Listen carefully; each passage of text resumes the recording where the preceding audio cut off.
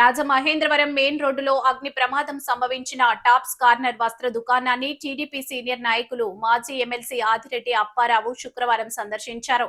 దుకాణం యజమాని కాలేజ్ చిన్ని అగ్నిమాపక శాఖ అధికారులను అడిగి ప్రమాదానికి కారణాలు తెలుసుకున్నారు.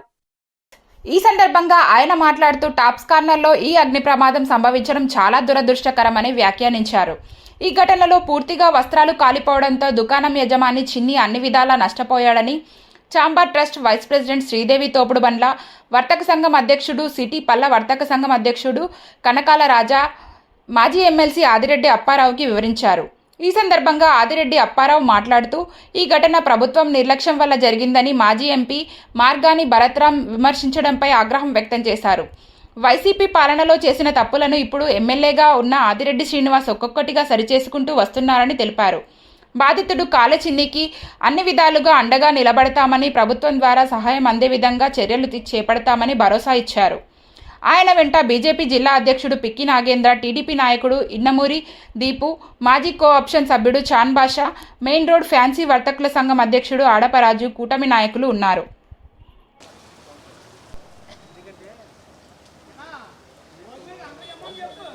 ఈ సోదరుడు చాలా కష్టపడి పైకి వచ్చాడు. ఇతనికి తగిన న్యాయం ఏ పరంగా బయట వస్తుందో అన్నది ఆలోచించి ఆఫీసర్స్తో మాట్లాడి తప్పకుండా చేసి ఇతనికి న్యాయం చేస్తాం. ఏ పని చేసినా కానీ మనం ముందు చూపు ఉండాలి. ఆనాడు ముందు చూపు ఉంది కాబట్టే తెలుగుదేశం పార్టీకి అందరం కలిపి సెంట్రల్ లైటింగ్ గొడవ పెట్టి మరీ తీయించాం. ఆ తీయించేటప్పుడు అడ్డుపెట్టారు వైఎస్ఆర్ వాళ్ళు. మళ్ళీ ఏమనుకున్నారో మాట్లాడుతూ ఊరుకున్నారు. కానీ ఏం చేసినా మనం ప్రజలకు ఉపయోగపడిగా ఉండాలి తప్ప మన షోకులకి కాదు. అందుగురించనే ఈవేళ మేము వాళ్ళకి చెప్తున్నాం, ఈవేళ ప్రభుత్వ వైఫల్యం అంటున్నాడు. ఏంటి వైఫల్యం? భరత్ మాట్లాడే మాటలు అతనికి అవగాహన రాహిత్యం ఏ పని చేసినాం. అందుగురించనే ఏదైనా మాట్లాడేటప్పుడు జరిగింది యథార్థం తెలుసుకొని మాట్లాడాలి, అవగాహనతో పనులు చెయ్యాలి. ఆనాడు నేను చేద్దామనుకున్న పనులు కొన్ని అడ్డుపడ్డారు. ఈవేళ మా అబ్బాయి చేస్తున్నాడు.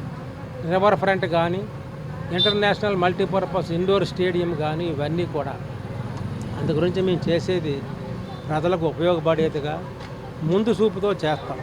కాబట్టి ఏది ఏవైనా ఇవన్నిటికి పక్క పెడితే ఖచ్చితంగా ఈ షాపు యజమానికి ఎంతవరకు లబ్ధి చేకూరుతుందో అంతవరకు మ్యాక్సిమం వచ్చేలా చేస్తాం.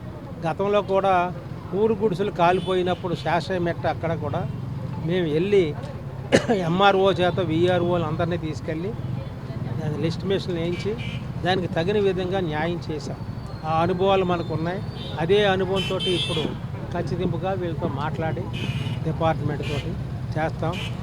మెయిన్ సమయానికి చెప్పిన వెంటనే వచ్చి ఫైర్ ఇంజిన్ను ఆన్ చేసి ప్రమాదం నుంచి తప్పించినందుకు వాళ్ళకి మా ఎన్డీఏ తరఫున ఖచ్చితంగా వాళ్ళకి ధన్యవాదాలు తెలియపడుతున్నాం.